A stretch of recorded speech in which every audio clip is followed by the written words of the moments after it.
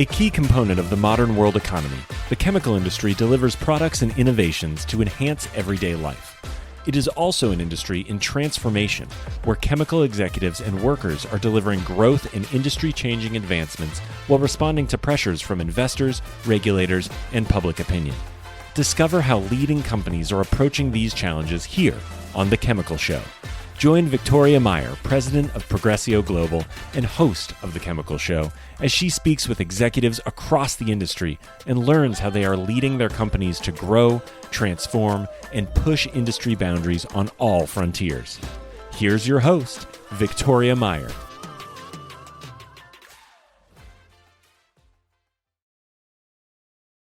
Hi, I'm Victoria Meyer, host of The Chemical Show, and I'd like to welcome everybody to today's episode. We're actually recording this one live with a studio audience, if you will. And so it's a great chance to just do this live and get a bit more perspective. And then we follow this up with a Q&A. So today I am delighted to have Jonathan Copulsky here, who is a professor at Northwestern University Kellogg School of Management. And Jonathan's going to be sharing insights from his decades of experience helping B2B companies boost their customer value through marketing. And his experience comes from a number of leading companies, including Deloitte. So today, Jonathan teaches B2B marketing at Northwestern at the Kellogg School of Management. In fact, that's where Jonathan and I got introduced, serving on a panel for a Kellogg alumni group. And he is coaching the next generation of executives on marketing, business transformation, and more. Jonathan, welcome to The Chemical Show. Thank you, Victoria. Delighted to be here, and thanks for the warm welcome.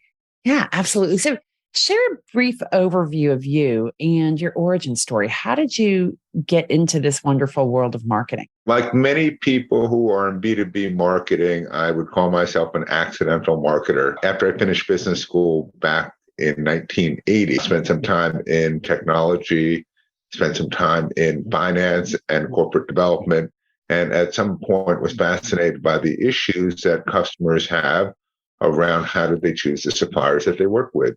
And somehow that led me to marketing. And here I am 40 years later, having served the chief marketing officer for Deloitte Consulting, a chief marketing officer for a company called CCH, which is now part of Wolters Kluwer, and advise a number of companies. And one of the things I do, as you mentioned, is I serve as the academic director for a business marketing strategy program that we run at Kellogg as part of our executive education program. Awesome. So our topic here is really around marketing DNA. We'll get to that. But when did you first realize that B2B companies need to think about marketing differently? Like many people who have gone to school and studied business and marketing, most of the examples were always B2C. And we talked about these great brands, and we talked about things that consumers love and adore, and you'd see these marketing efforts, many of which were these wonderful commercials and so forth. And as I started working in my first stint in consulting, a number of B2B companies, including a chemical company or two, what I discovered was that the process of marketing for B2B was completely different and completely different set of issues. But many of us who wound up being in things didn't start our lives in as marketers. We didn't necessarily go to a school like Kellogg and study all these wonderful things about marketing. And even if we did, we were woefully inequipped in terms of being able to think about, well, what do I do as a B2B marketer? Because more than likely, all these wonderful promotions and commercials and activities that we did in B2C had no relevance whatsoever for B2B. Yeah, absolutely. And as I went to Kellogg myself and did my MBA there and studied marketing and strategy, and there was one B2B marketing class, and it actually didn't fit the chemical market. It didn't fit the B2B industrial businesses that I know. So a lot of this becomes on-the-job training and figuring it out and figuring out how to make it happen. So let's talk about marketing DNA. What is it? Can you describe it for us? It's probably helpful, Victoria, to give you a little bit of an origin story. I was working for a large commercial bank, and goes back a number of years. And the bank was one of these companies which had done a terrific job of going through, I'd say, the risk crisis back in the late 2008, 2009. And the CEO felt very good about what they'd done relative to risk. And he went to a woman at that time was sort of the CMO. And I say sort of the CMO because they didn't have a CMO. And he said, look, what do we need to do to be a great marketing company? And fortunately, she reached out to us at that point as a senior partner at Deloitte And we started a project called The Great Marketing Company. And the big takeaway from that Great Marketing Company project was there are lots of ways that B2B companies can be great in marketing. And really where you are in terms of marketing depends very much upon your industry, your competitive positioning, your history, your legacy, your strengths and skills. And we came up with this metaphor of DNA to say we all have the same number of chromosomes and so forth, but the way that it manifests itself for individuals is very different. And what we said is the way that great marketing manifests itself for B2B companies can be very different depending upon the situation. And we said we identified 5 what we call iconic archetypes of ways that companies are great marketers in the B2B context. And what we told people at the client, and I've subsequently worked with a number of B2B executives, said you have to pick and choose. We can't be great on all 5 dimensions. And part of the strategy and marketing strategy is picking the places where we want to be great. Awesome. And so what are those 5 archetypes? The first one is the one that we're all very familiar with, which is around sales enabler. Many B2B marketers are really focused on how do we make our sales organization function effectively? How do we provide them with support? How do we make sure they've got the collateral, et cetera? So if you do a survey of B2B organization, an awful lot tend to default to that archetype. And it's probably the archetype that a lot of chemical companies default to, frankly, right? That sales is king and marketing serves sales. Exactly. And often the way that we would measure the effectiveness of marketing is how many marketing qualified leads did we produce? How effective was marketing and supporting people? Do we run the trade shows, et cetera? The second one was what we called innovation champion. So an innovation champion is really about marketing as a partner, often with R&D, to launch new innovative products. And so this is really about thinking if Apple is I'd say the North Star in terms of B2C, how do we find innovations for the organization? It's not about marketing necessarily leading the organization to innovation, because often development and R&D is doing that, but it's really about how we bring it to market successfully, where we view the future of the organization, not about selling the current portfolio, but about expanding the portfolio to include new and innovative products. The third one, I know this is something very much your favorite, is really what we call customer experience architect. And this is about thinking about architecting the end-to-end customer experience. And I would say 10 years ago, if you talk to B2B organizations, that was not high on the list of priorities for a lot of those B2B organizations. And I think that's changed. And frankly, I think it's changed because B2B customers have experienced the Starbucks and the Netflix and the Amazons of the world. And they say, well, why can't my B2B buying experience look like that? And particularly as we've had companies get into the B2B space, Amazon, for example, they brought what they learned in the B2C space to that. So one of my clients has been a leading MRO organization here in the Chicago area. Their biggest competitor right now that they worry about is Amazon, not the traditional ones. The fourth one is really around customer insights generation. And if we think about the metaphor that we could look to outside of B2B, is something like Capital One, which was just masterful in terms of coming up with offers for people based upon the insights they had about their customers. And where we see this on the B2B side is really focusing on understanding what we as a company can do to drive positive outcomes for our customers. So we use insights about how they use their products and so forth. So I think one of the companies which is masterful in doing this is Ecolab. So Ecolab, if you look at their homepage, what they talk about is not their products or the features or the functionalities or even their solutions. They really talk about outcomes. The way they understand the outcomes is because they've got deep insights into how their customers are using their products. And it strikes me that Salesforce and a lot of what Salesforce wants to do and be and help their customers with is around this fourth archetype and customer insights and how to use them to create outcomes. Yeah. And if you go to Salesforce, their homepage is just filled with these customer success stories. And they just excel. And they've got a big group at Salesforce that's really focused with understanding customer success. But Salesforce, I think, also characterizes the last archetype, which is being an iconic brand builder. So we can easily think about this in B2C. We have companies like Harley Davidson, we have companies like Apple and so forth, where these brands are tremendous.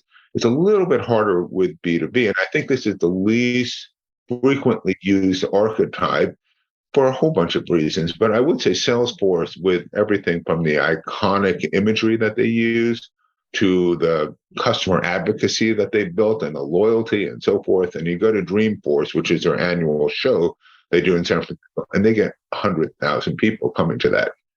It's all about the brand with Salesforce, and they've been able to take what was originally a CRM business, expand it to marketing and AI and so forth, because they built this incredible brand with incredible loyalty to the brand and huge recognition. I mean, you can see all of us, probably if you've had any experience with Salesforce, we know exactly what the logo looks like because it's so iconic. We'll be right back.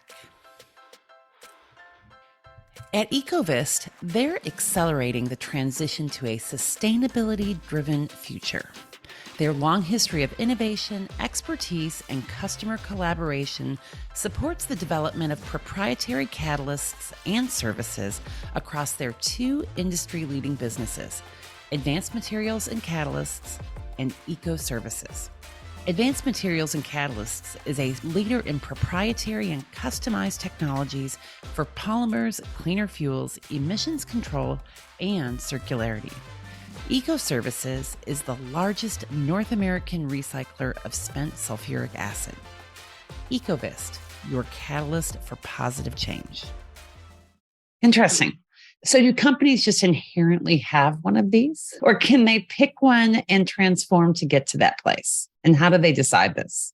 So the quick answer is yes, they can transform. But we got to start with the premise that we only have 24 hours a day, and we're going to spend at least part of that sleeping, because most of us have not learned to sleep any faster. So if we can't sleep faster, and we only have so much time for what we do professionally, and our team only has so much time, the question becomes, how do we allocate the time? So one of the exercises that we go through in our executive education class is I ask the CMOs and the senior marketing folks who are there, take 100% and tell us where you spend your time today. And they'll take those 5 archetypes. More than likely, most of them are spending the bulk of their time around sales enablement. That may or may not be right for their organization. And then we go through another exercise and say, where do you think, given the strategy of your organization, the competitive positioning and so forth, you should spend the bulk of your time? Similar exercise. And we're trying to look for is where the ships are. And I tell people when you do this, if you've got 20% allocated against each of the 5, that's not a good thing, because what you're going to do is kind of spread it evenly. It's like going into a casino and going to the roulette table, and I'll put half my money on red and half my money on black. You can't win with that. So you've got to pick a dominant one where really is going to drive change for the organization relevant to that particular time. Now, I will tell you, when we go through this, more often than not, the shift is really around going from sales enablement to a greater emphasis on experience. And I've seen the last couple of iterations, everybody says we need to focus more on what the customer experience is, because we believe in our business that will be the differentiator for us, particularly after COVID, and so much of our face-to-face sales was interrupted, and more companies were going direct to the companies through digital. And so digital experience becomes a big driver of that. And it's funny, Victoria, you and I were talking about a company before. 5 years ago, we had this conversation. They said, our companies will never buy over the internet. That's not true anymore. And I think a bunch of things prompted, but COVID seemed to accelerate that switch because it forced people into having to do business remotely, which meant that digital now became an important part. And for many B2B companies, it's now a digital first world. Absolutely. And I certainly see that across the chemical industry in the clients that I work with, that this recognition that they need to drive towards customer experience, and recognizing that whether they believe it or not, they do have a customer experience today. So everybody's got a customer experience. And then there's a choice about how to evolve and leverage and differentiate that to create value. And the reality, even in a B2B world, your customers are all people. And so you have to be able to engage the people at the companies that you're doing business with in the ways that they want, in driving the experience and creating that value for them. So one of my colleagues, you may know, Greg Carpenter, puts up this simple 2x2 chart. And along The horizontal dimension is needs. And he's on one end of the spectrum is the rational needs. That's the stuff that goes into an RFP or an RFI or goes into like a spec sheet that you may give to a vendor. Along the other side of that horizontal dimension is the non-rational needs, the emotional needs, the need to feel trust and safety and comfort, and et cetera. And along the vertical dimension is the ability of the customer or the willingness of the customer to articulate what those needs are. Right. So down at the bottom is we've got those, I can easily articulate my needs. At the top of that is the stuff that we can't articulate. So if we think about the thing in the upper left-hand corner, we've got articulated needs, very rational. That's the stuff that historically we believe that B2B buyers use to make their decisions about whether or not to use a vendor. But all of us have had the experience where we see emotional needs, and emotional needs may be, if this goes sideways, I will lose my job. That's an emotional need. To, can I trust this vendor to deliver what they said they will deliver in the time period that they will? Or if they've got a product map or they've got a set of innovations coming in the future, can I trust them that they will continue to deliver against that? And what we're seeing is the experience plays into delivering against those unarticulated emotional needs that B2B buyers have, just like B2C buyers have. Yeah, absolutely. I actually like to use it as like the iceberg principle, right? So those stated items are below the waterline, just like with an iceberg, 90% of it's below the waterline. And that's where all these other experiential trust, unstated needs, and other things are getting met. And I think that's always been true. It's just shifting, right? In the digital landscape, in the world that we're in, the way business has evolved, some of those things are shifting, but they're still there. But the other thing, which we talk about in our program a bit, is the nature of the buyers has shifted. So it's more diverse in terms of gender, ethnicity, age. People who are now becoming buyers and influencers are younger. They're more digital first individuals. There are people who are bringing a different set of issues there, often things which are on that emotional, non-rational side, like purpose and mission and so forth. So the changing nature of the buyer community in terms of diversity, the number of people who are getting involved, the willingness to look at third parties and so forth. So that has also become, now I've got to navigate that. And once again, experience becomes an important element of how I navigate that diverse, heterogeneous buyer community versus I'm going to take somebody out to lunch. We'll talk about it. I'll show them my spec sheet and boom, I've got to sell. Interesting. So Jonathan, one of the things you and I talked about is one is really just around the changing role of B2B marketers. And maybe you've touched on this a bit. What do you see as this evolution in terms of what's really the role of B2B marketing today versus maybe where it was a decade ago? I see a couple of things happening, Victoria. So certainly we have the emergence of a CMO role at a lot of B2B companies, and that did not exist 10, 15, 20 years ago. But sometimes they're called chief commercial officer, sometimes chief marketing officer, sometimes chief customer officer, but somebody who's actually got responsibility for that side of the house, who's not necessarily subservient to sales, but would partner with sales. Part of that, we also see those people having a seat at the executive table. They're often a C-suite executive, so they're participating in conversations and decision-making.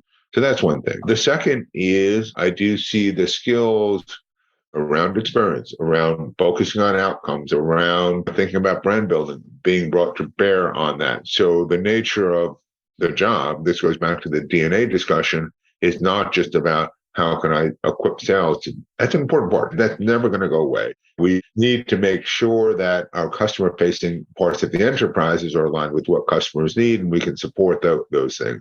One of the expressions that I use in talking with students and talking with organizations that I consult with, the job of B2B marketers is not to make things easy to sell, is to make things easier to buy.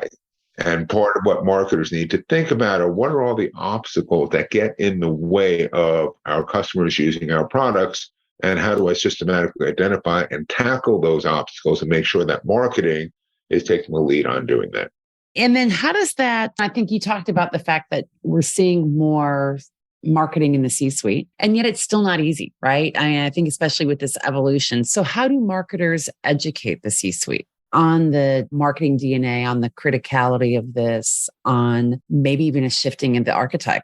What do you see happening? What do you see as effective? It's funny. I remember I was helping out with a search for a marketer at a B2B organization. And I interviewed a number of the potential colleagues of the role that we were trying to fill. I said, well, what does this person really need to do? And I'd say that more often than not answer was, well, they need to do like this marketing stuff. They need to make like all these like really cool marketing things. And I'd say that the level of sophistication on the part of it, and these were smart people, of what exactly marketing needs to do was pretty low, in part because they just didn't have the experience. It's rare in B2B organizations that a CEO comes up from the marketing ranks. It's very hard to find CEOs who have done that. They may have come from sales, they may have come from engineering or product, R&D, they may have come from finance, but it's very rare that you have people who actually came from marketing. So it's not surprising that the CEO and most of the C-suite would not necessarily understand what marketing is. And similarly, if you look at the boards of these organizations, marketing may not be well represented on the boards either. So there's an educational process, which one of the things I've recommended to individuals is to use something like these 5 archetypes. And after that individual fills out the sheet, I say, go to your team and ask your team to say where we think we need to be. But then go to your boss and your boss's boss or to the C-suite, and let's have that conversation there.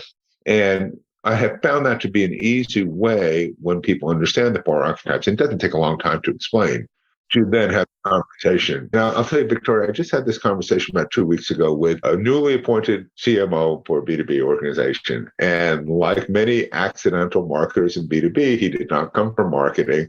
And he had a question for me. His question is, well, how should I organize my marketing department? I said, good question. What do you want the marketing department to do? I then, over the phone in a half-hour call, talked about these 5 archetypes. And I said, look, think about using that as a framework for thinking through where you want to place your priorities, where you want to put your bets, and then using it also from a change management standpoint to educate your team and your leadership about what marketing should do. Yeah, and that's right. I think there is the whole education process. And in fact, I often tell people marketing is not well understood inside of the chemical industry, right? So I think often people think of marketing as advertising or communications, right? And miss the broader strategic, value-oriented context. And I think we're starting to see this. We're seeing some chemical companies that are driving more towards having marketing as being a critical driver and function of the organization, but we still have a ways to go. I think we're going to kind of lead us to maybe our last question, and then we're going to wrap it up and move into our live Q&A. But Jonathan, in the context of this, in the context of what we've talked about, and you've done work with chemical companies as well as other B2B companies, what's one thing that chemical companies can do today to really just better understand and then leverage and make an impact utilizing their marketing DNA? So I go down 2 paths, and one is a path of saying, understanding from a customer standpoint, how do we create value for customers? And me, that comes down to Clay Christensen wrote a bunch of books, The Innovator's Dilemma, The Innovator's Solution, et cetera. One of the concepts that he has is really understanding the job to be done and consequently what kind of constraints you're operating, but what's that job to be done? And it relates back to the conversation we had before about outcomes. So to me, this all starts with how do our products help our customers who achieve certain outcomes? And those outcomes may be strategic outcomes, they may be financial outcomes, they may be operational outcomes. And how do we quantify those outcomes? And then if we take that kind of understanding, what are the things that we as marketing can do to help to increase the possibility that they will achieve the outcome?